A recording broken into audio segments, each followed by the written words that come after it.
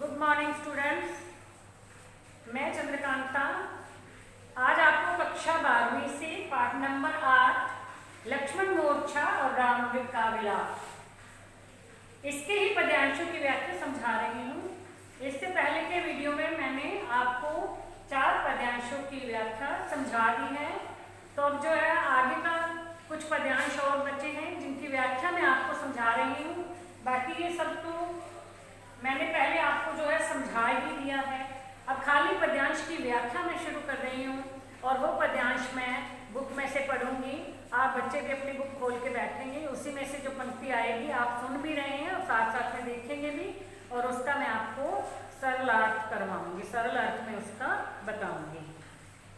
अब जो इसमें वही चल रहा है, कैसे लक्ष्मण मूर्छित हुए थे और भगवान श्री राम एक साधारण मनुष्य की तरह विलाप करते हैं। हनुमान जो है वो पूरा पर्वत ही उठा करके लाए थे जिसमें संजीवनी बूटी थी। तो कैसे वैद्य ने जो संजीवनी बूटी से लक्ष्मण का इलाज किया और उनकी मूर्छा दूर हो गई। तब वो जो भगवान राम कितने खुश हुए थे।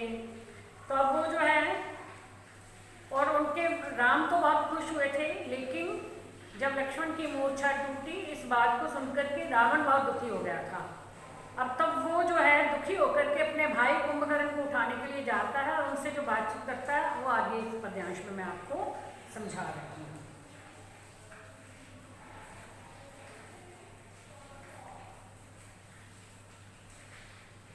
प्रभु प्रलाप सुनी कान विकल भय बानर निकर। सॉरी, मैं इससे पहले वाला जो पद्यांश है उसका बता रही हूँ। जो बताया था मैंने कि मैं रावण वाला समझा रही हूँ, वो उसके बाद आएगा। तो अभी 5वां पद्यांश में है। प्रभु प्रलाप सुनी कान, प्रभु को प्रलाप करते हुए यानी दुखी होकर के रोते हुए अपने कानों से सुन करके विकल भय बानर निकर, भालू और वानर जो थे वो बहुत दुखी हो गए। वो भी जो है उनका जो दल था वो बड़ा व्याकुल हो उठा था क्योंकि उन्होंने श्री राम को विलाप करते हुए देखा था। आई गयो हनुमान जिमी करुणा महावीर रस। उसी समय हनुमान वो जो है संजीवनी बूटी लेकर के आ पहुंचे थे। तब ऐसा लगने लगा जैसे करुण और वीर रस दोनों मिल गए हैं। मतलब करुण रस जो भगवान श्री राम दुखी होकर के विलाप कर रहे थे बड़े, वो करुण रस था, और वीर रस वो हनुमान जी जब संजीवनी बूटी लेकर के आ गए थे, अब जो है उनसे उनका इलाज कर देना था ना, तो वो वीर रस, करुण और वीर रस दोनों जो है मिल गए, ऐसा लग रहा था। हर्षि राम भेटऊ हनुमाना, जब हनुमान संजीवनी बूटी लेकर के आए, श्री राम खुश होकर के उनसे गले मिले। अति कृतज्ञ प्रभु परम सुजाना, और वो जो है उनके मन में हनुमान के प्रति कृतज्ञता का भाव प्रकट हो गया। तुरंत वैद्य सब कीनी उपाय, तुरंत ही संजीवनी बूटी से वैद्य ने जो है वो उपाय किया। वैद्य का नाम क्या था? सुषेण। जो लंका के वैद्य थे, वो लंका में रहते थे, वहां से हनुमान जी उनको उठा करके लाए थे क्योंकि जामवंत ने बताया था उस वैद्य के बारे में कि वही जो लक्ष्मण की मूर्छा दूर कर सकते हैं। तो हनुमान उन्हें उसके घर सहित उठा के ले आए थे। तब उन्होंने जो उसका लक्ष्मण का जो इलाज किया और उसकी मूर्छा को दूर किया। उठी बैठे लक्ष्मण हर्षाई, और तब जो है लक्ष्मण खुश होकर के उठकर बैठ गए। हृदय लाई प्रभु भेंटे भ्राता, तब भाई राम ने अपने भाई लक्ष्मण को अपने आलिंगन में भर लिया, अपने हृदय से लगा लिया, बाहों में भर लिया। हर्षे सकल भालू कपि भ्राता, जिससे भालुओं का झुंड और बंदरों का झुंड सभी जो थे वो खुश हो गए। कपि पुनि वैद्य तहाँ पहुँचाया, तब कपि यानी हनुमान ने उस वैद्य को वहाँ पहुँचा दिया।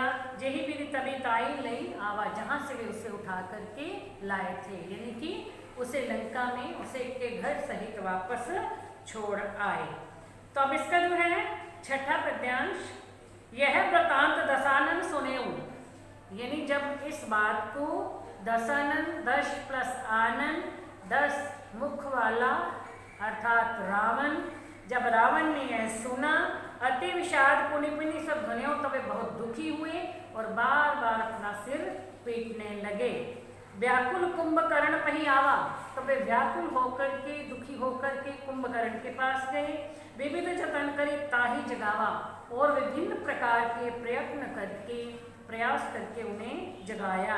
जागा निशिचर देखी कैसा, जब जागने पर उस राक्षस कुंभकर्ण जो था, राक्षस था एक, वो ऐसा लग रहा था मानो कालू देह धरी वैसा, मानो मृत्यु ने शरीर धारण कर लिया हो।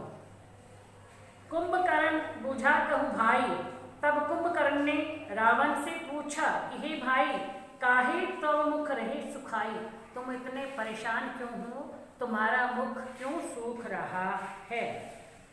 तो अब इसका जो है अंतिम पद्यांश है, कथा कही सब ते ही अभिमानी, तब अभिमान में भर करके उसने पूरी कथा उसे सुनाई, यानी रावण ने कुंभकर्ण को पूरी कहानी सुनाई कि कैसे उसने जो है सीता का अपहरण किया था। उसके बाद युद्ध हुआ है, युद्ध में जो कैसे बड़े बड़े योद्धा, बड़े बड़े राक्षस भी मारे गए हैं।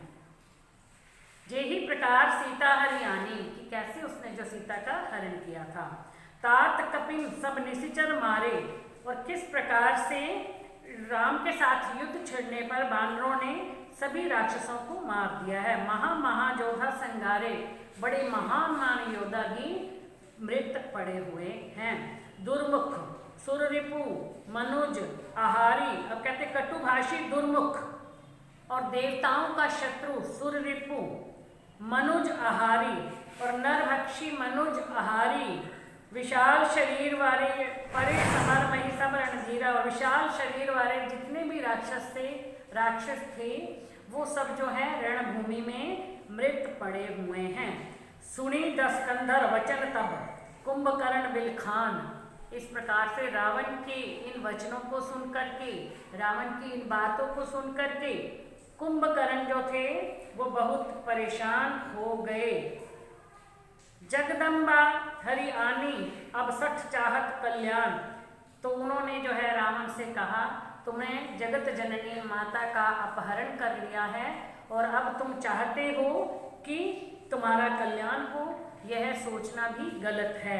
यानी अब वो कहते हैं कि तेरा बचना जो है असंभव है, तेरा बचना संभव नहीं है, तुमने बहुत गलत काम किया है जो तुझे नहीं करना चाहिए था, और इतना सब करने के बाद अब तू मेरे पास सहायता मांगने के लिए आया है।